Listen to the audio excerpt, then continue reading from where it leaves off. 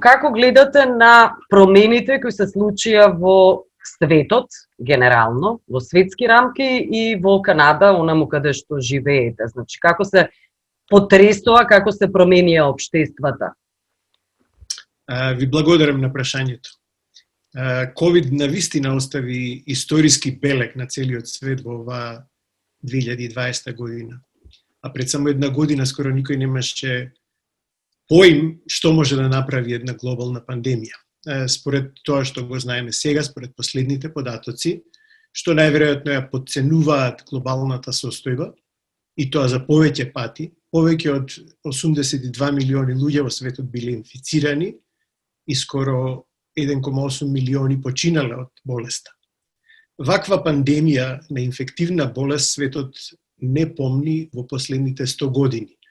Од времето на така наречениот шпански грип или инфлуенца од 1918 до 20 година.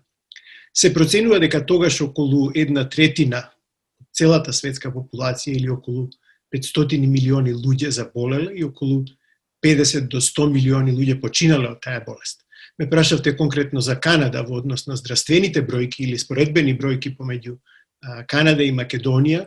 Тие се околу 3 пати подобри, односно пониски во Канада во однос на Македонија, но тоа не значи дека ситуацијата е добра.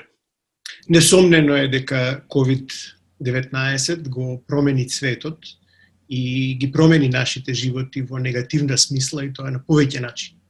Пред се нужноста од физичка дистанца и ограничувањето на движењето на луѓето заради COVID создадоа еден нов начин на однесување на луѓето и функционирање на општествата. COVID предизвика глобални, општествени, економски, политички шокови и последици, но и тензии, ги оптерети исто и до точка на издржливост здравствените системи, како во развиените, така и во другите земји. COVID исто донесе една досега недоживеана, непочувствувана, една општа економска несигурност, еден глобален ментален стрес и страв кај луѓето. Ова кај многумина ја зацврсти хроничната недоверба во официјалните извори на информации, во властите. Луѓето бараа лесен одговор и објаснување на прашањето зошто се случи тоа што се случи и кој е кривецот за тоа што секогаш мора да постои некој кривец. За жал, една од најнегативните последици во овој процес е, според мене, појавата на, така да ги наречам, црните дупки на невистини и полувистини, на незнаење, на некакви теории под наводници, што всушност не се теорија, се диви шпекулации од проблематични и дискредитирани извори, како еден вид на намерно бегство од суровата реалност со која што се соочија луѓето.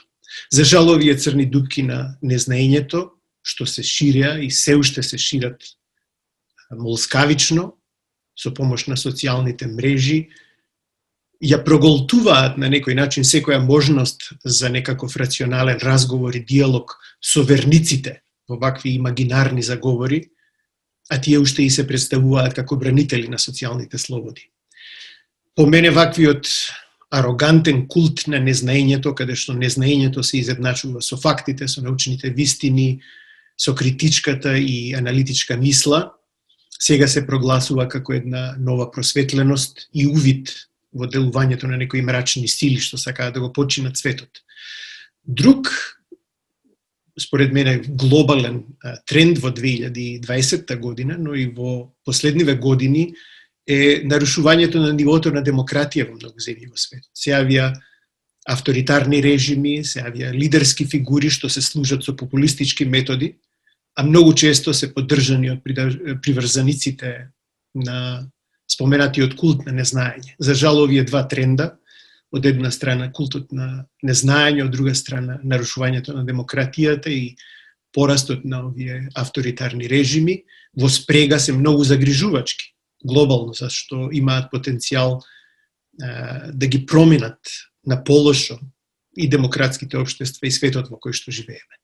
Сето ова, всушност, во минатава година ја соголи кревкоста, но и поврзаноста на светот во кој живееме. Како на светот глобално, така и на Канада и на Македонија. Но, од друга страна, не е се така црно, во позитивна смисла сите заедно учевме и научивме како да се справуваме со пандемијата полека и глобално, учејќи од искуствата, но и од собствените и од туѓите грешки.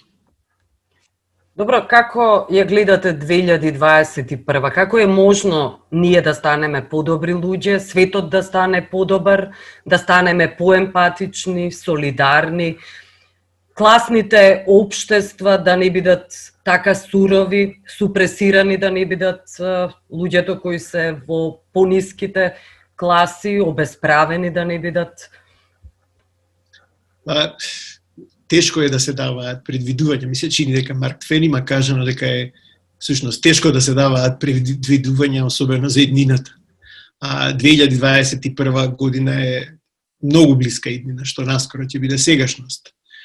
Ако 2019 година глобално беше година на COVID, јас бев и останувам оптимист и ќе кажам дека очекувам дека 2021 година ќе биде година на вакцините против COVID, како и на изнаоѓањето други ефикасни лекови и третмани, како и на методи за брзо тестирање.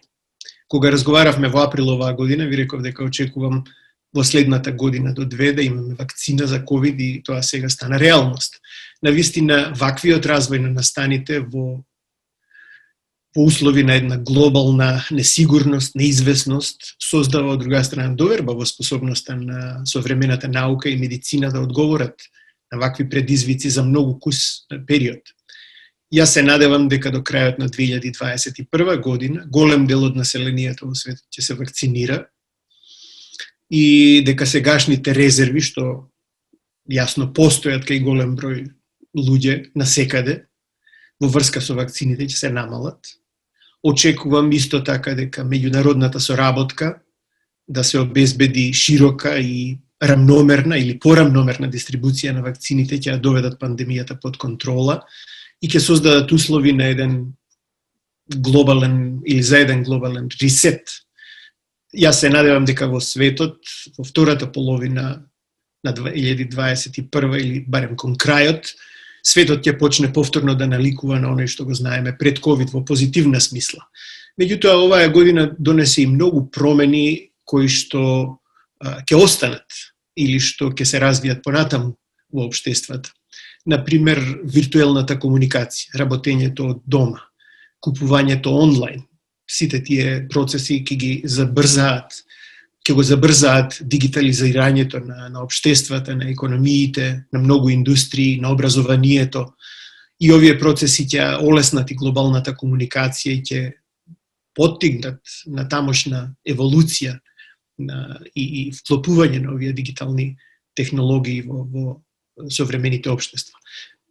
Најпосле се надевам дека почетокот на новава декада ќе навести похрабри чекори во спредувањето со некои глобални општи проблеми, што ги подзаборавивме оваа година, како што е глобалното затоплување, како што се изнаоѓањето на извори на алтернативна зелена енергија.